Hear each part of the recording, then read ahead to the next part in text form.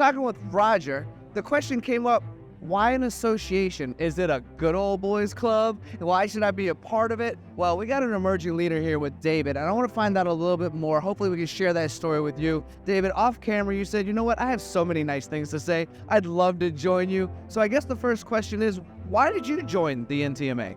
So I work for a company who's always been heavily involved in NTMA. Grady Cope is the owner of Riata Engineering. And Grady was heavily involved in being a chairman at one time.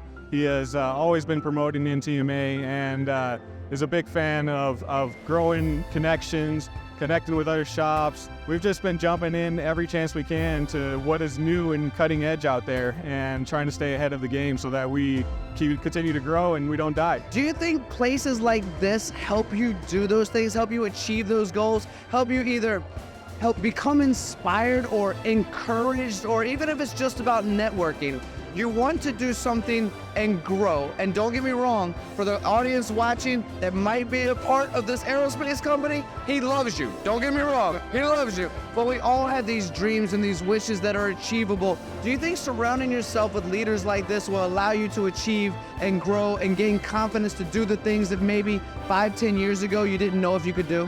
Absolutely, absolutely. So right now, what we were just discussing, we are working on trying to open up a chapter in South Carolina, an NTMA chapter in South Carolina.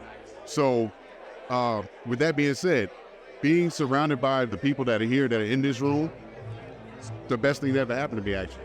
As an outside person doing these interviews and seeing so many smiling faces at the Engage event, I have to ask you about the NTMA in general, your understanding of it. Would you recommend it for others, and why? I would absolutely recommend it, if for nothing else than networking.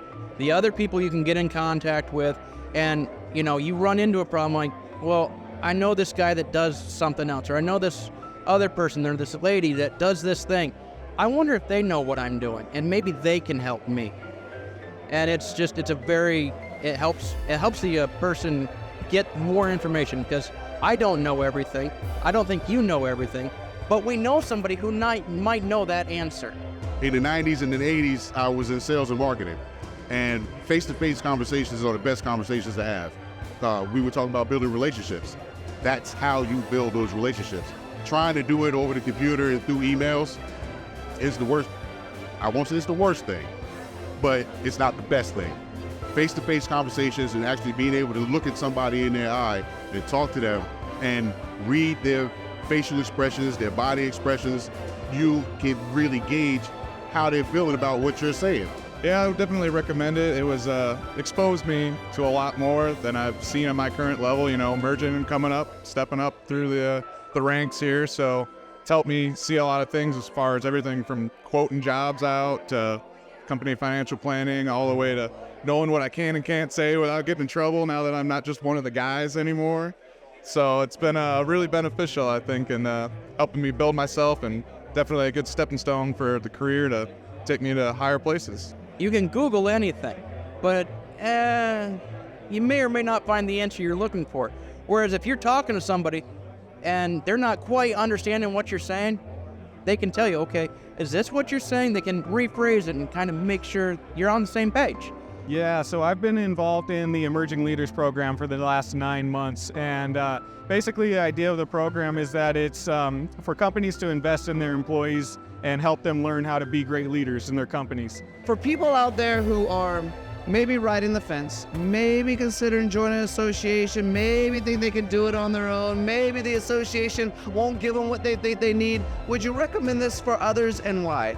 Absolutely. So regardless if you're a large company, a small company, being able to come in here and talk to your peers, regardless of what level you're at, whether you're somebody on the floor working at a machine, whether you're in leadership position or you're at top management, there's somebody at your level here that's going through the same type of pains that's going to be able to bounce off and maybe already learned and has advice of that. And that's one thing, we're not all closed off and hiding what we've gone through.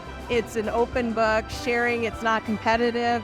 It's everybody wants to help each other be successful. So being able to come in and talk with each other and say, hey, you know what, I'm just starting out and I don't know what to do. Can you help me out? and you've got a group of people to help you and want you to be successful is amazing. So I absolutely would advise people to join. Anthony and I are both kind of tired. Anthony's having a good time. He really only wanted one question, but I asked him 2 or 3. But that's the important thing to realize. The internet is helpful, but there is a major difference between what's happening here at these events, the time that we get to spend together, the emotions that go through these types of engagements. That's what associations are for. That's what new friendships are for. And that's how growing business really works, especially in manufacturing. So Anthony and I both recommend the NTMA for you. If you decide to do it, we're not going to force you. We're not here to sell it, but we are having a good time, right? Pretty great time, all right.